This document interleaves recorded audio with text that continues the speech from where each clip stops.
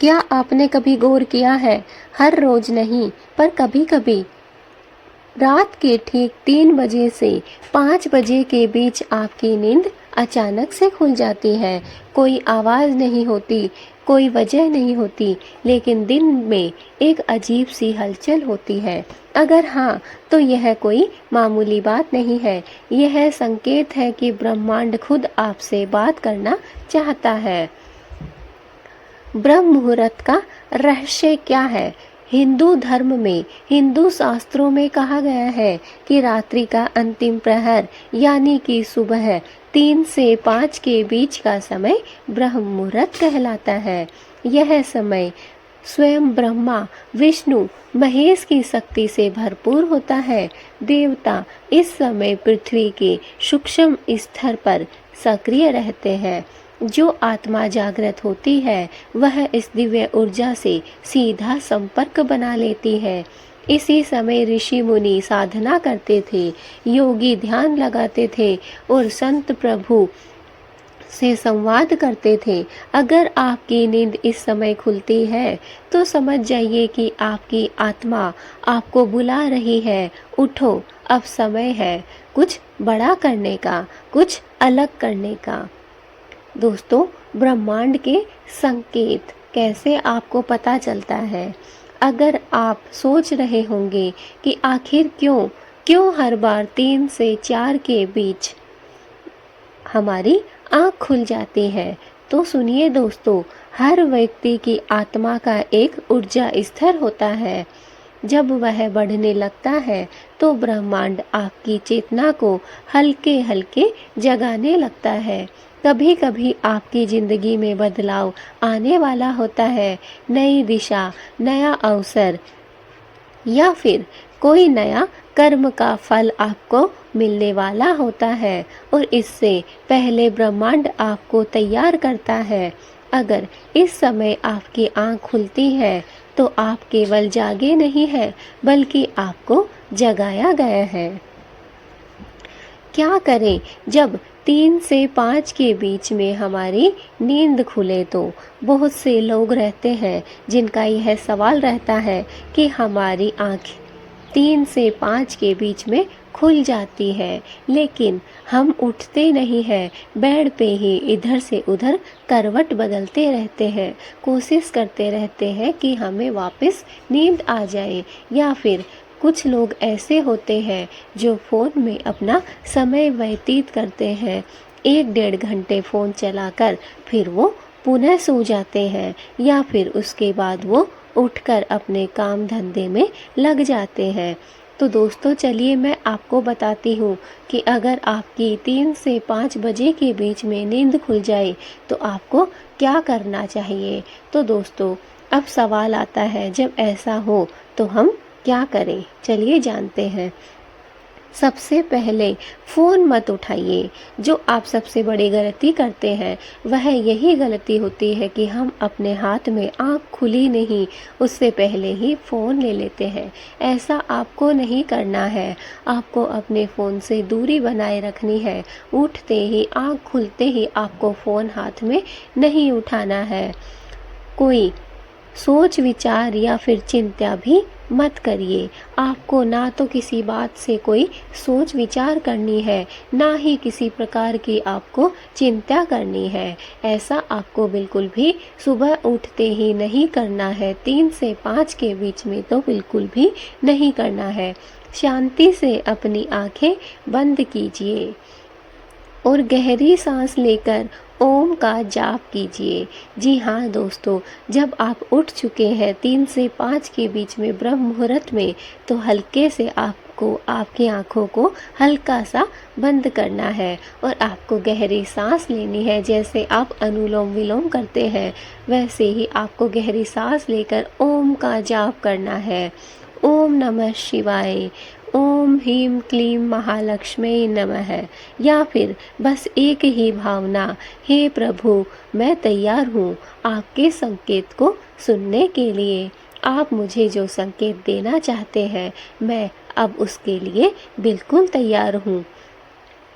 फिर अपने भीतर झांकिए क्या कोई विचार मन में बार बार आ रहा है, कोई सपना जो अधूरा रह गया है, कोई काम जिसे टालते जा रहे हैं, यह विचार ही ब्रह्मांड का संदेश है।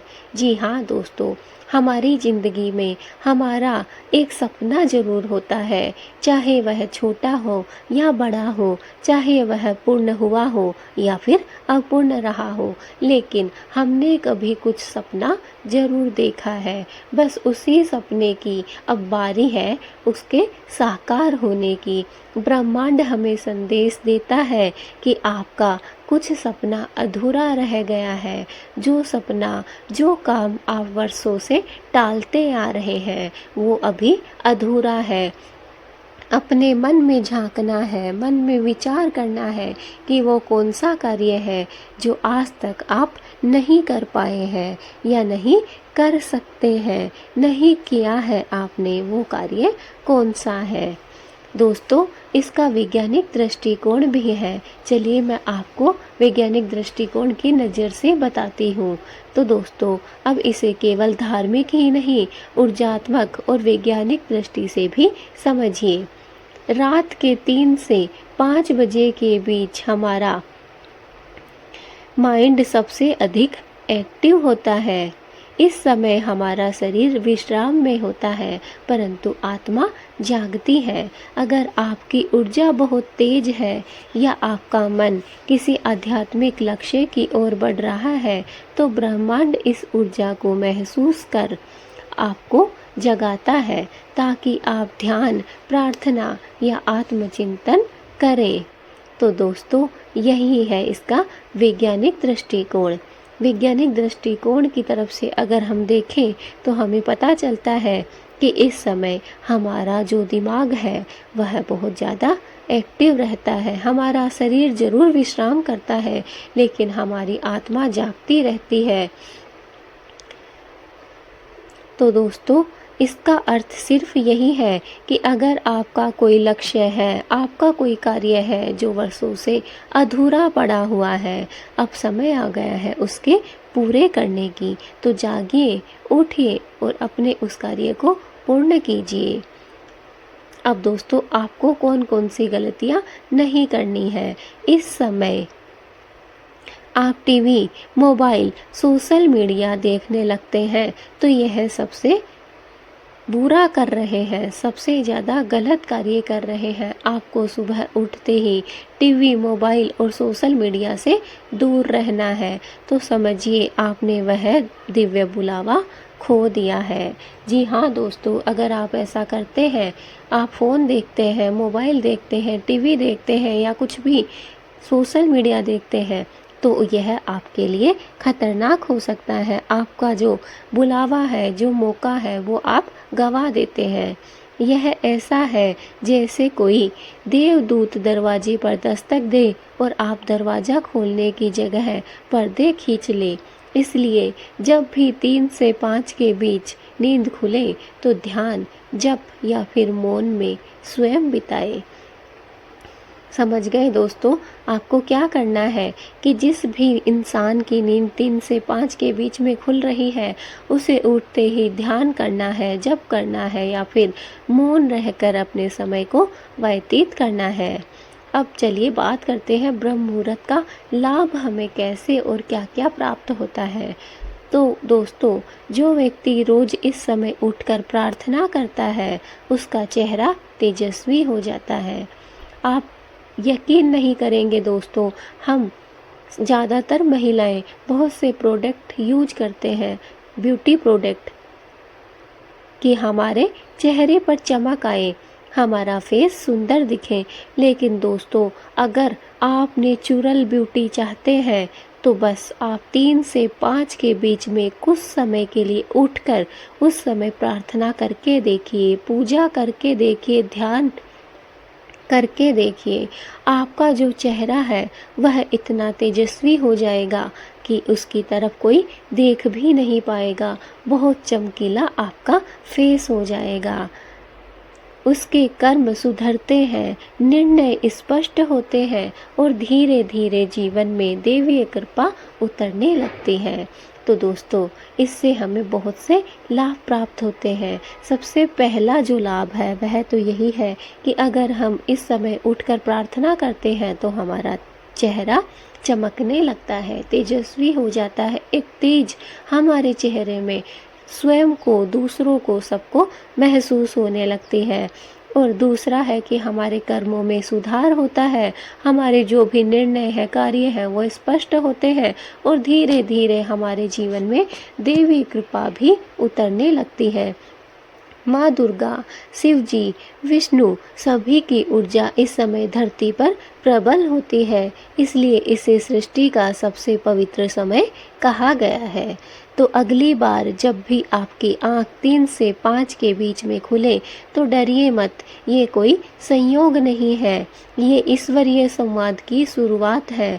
ब्रह्मांड आपको बुला रहा है, आपसे कहना चाहता है कि अब समय है खुद को पहचानने का, अपने कर्म को जागृत करने का। मुस्कुराइए, आंखें बंद कीजिए और कहिए, हे प्रभु, मैं सुन रही हूँ।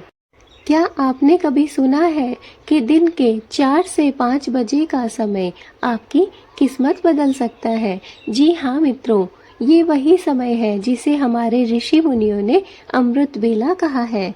अगर इस समय आप कुछ खास काम कर लेते हैं तो जीवन में सुख, समृद्धि और भाग्य का द्वार अपने आप ही खुलने लगता है। आज मैं आपको बतलाऊंगी कि 4 से 5 बजे का समय क्यों इतना खास होता है और इस समय क्या कार्य आपको करना चाहिए ताकि आपके भाग्य का, किस्मत का ताला खुल सके। दोस्तों, हिंदू धर्म में दिन के अलग अलग समय का महत्व बताया गया है, जैसे सुबह ब्रह्म मुहूर्त, दोपहर पूजा का समय और शाम का संध्या काल। ठीक वैसे ही शाम 4 से 5 बजे का समय गोधूली बेला की शुरुआत माना गया है। इस समय वातावरण में सकारात्मक ऊर्जा बढ़ने लगती है। सूर्य पश्चिम दिशा की ओर बढ़ रहा होता है और धरती पर एक दिव्य ऊर्जा का प्रवाह होता है। कहते हैं कि इस समय किया गया काम भगवान तक तुरंत ही पहुंचता है और फल भी हमें जल्दी ही प्राप्त होता है। दोस्तों, इस समय करने योग्य 5 कार्य हैं। नंबर 1, दीपक जलाना। जी दोस्तों, शाम 4 से 5 बजे के जो बीच का समय है उसमें घर के मंदिर या तुलसी माता के पास दीपक जलाएं।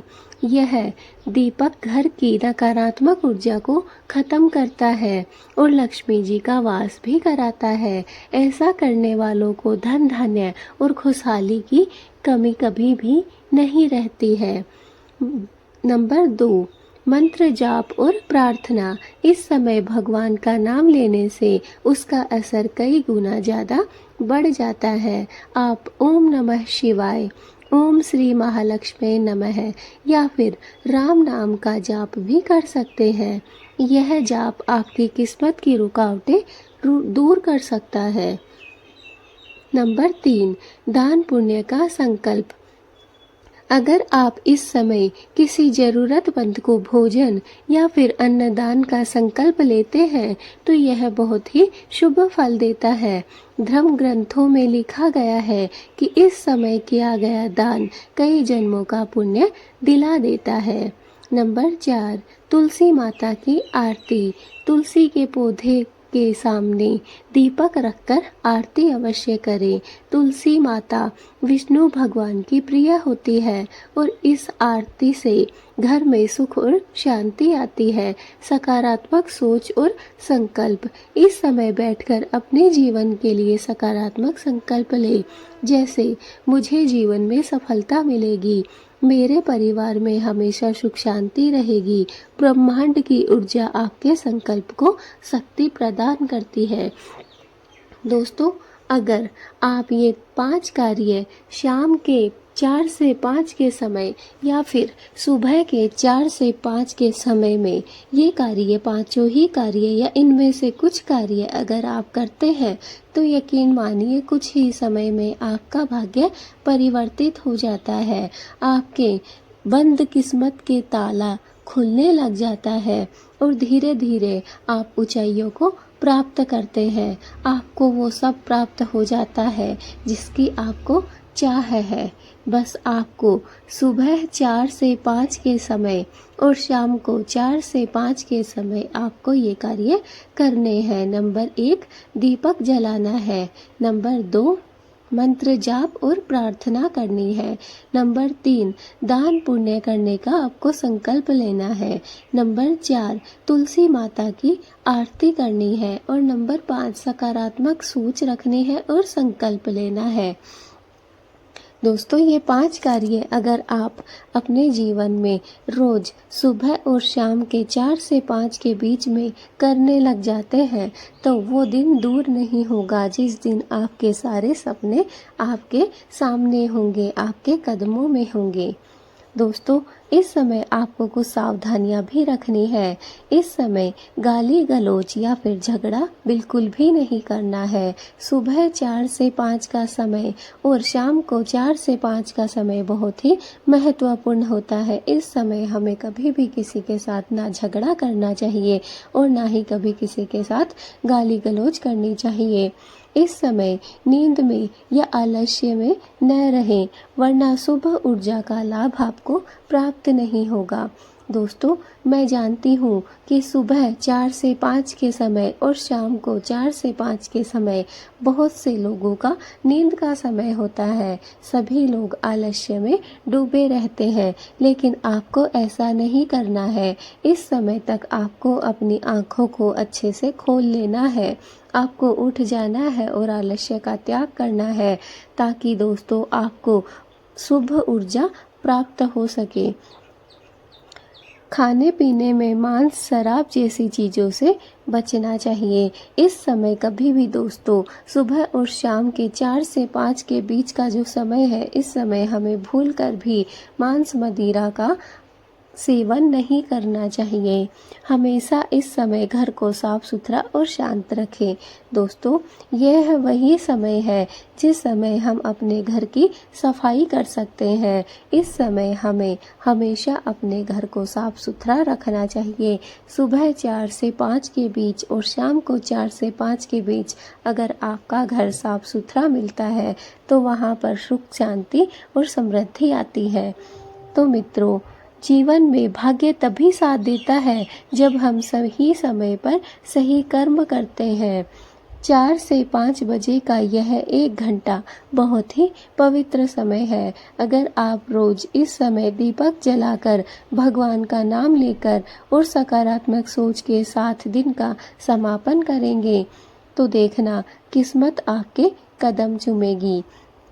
दोस्तों, यह जो 4 से 5 का जो समय है, चाहे सुबह की शुरुआत हो, चाहे शाम का अंत हो, चाहे आप दिन की शुरुआत कर रहे हो या फिर आप दिन का अंत कर रहे हो, दोनों ही स्थिति में यह समय आपके लिए बहुत शुभ है। इस समय आपके द्वारा किया गया कार्य बहुत ही जल्द चमत्कार में बदलता है और बहुत ही जल्द आपकी किस्मत आपका साथ देना शुरू कर देती है। आपकी सोच में सकारात्मकता आ जाती है और अगर आप रोज 1 घंटा 4 से 5 के समय में पूजा प्रार्थना करते हैं, दीपक जलाकर भगवान का नाम लेते हैं, सकारात्मक सोच के साथ अपने दिन की शुरुआत और अपने दिन का अंत करते हैं, तो दोस्तों इससे आपके जीवन में सफलता आती है। आपका हर काम सफल होगा और घर में सुख समृद्धि का निवास होगा। तो आप भी आज से ही यह नियम अपना लीजिए, क्योंकि शुभ कार्य में देर किस बात की। इसलिए दोस्तों आज से ही शुरू कर दीजिए इस कार्य को अपने जीवन में लागू करना और अपने जीवन को भाग्यशाली बना लीजिए। अगर आप दोनों ही समय इस समय 4 से 5 के समय सुबह की शुरुआत करते हैं और 4 से 5 के समय ही आप अपने दिन का अंत करते हैं, तो दोस्तों यकीन मानिए इससे आपके जीवन में सफलता प्राप्त होगी। आप भाग्यशाली व्यक्तियों की गिनती में गिने जाने लग जाएंगे। आपका भाग्य उदय होगा। तो दोस्तों आज से ही आपको यह नियम बनाना है कि आपको यह कार्य अवश्य करना है। दोस्तों अगर आपको हमारी वीडियो अच्छी लगी है तो दोस्तों लाइक करिए, ज़्यादा से ज़्यादा इस वीडियो को शेयर करिए ताकि यह सभी लोगों तक पहुंच सके और सभी की परेशानियां दूर हो सके। दोस्तों कमेंट में जय माता दी, जय श्री राम लिखना ना भूलें। दोस्तों हम मिलेंगे आपसे अपनी नेक्स्ट वीडियो में। तब तक के लिए जय श्री कृष्णा, जय माता दी, जय श्री राम।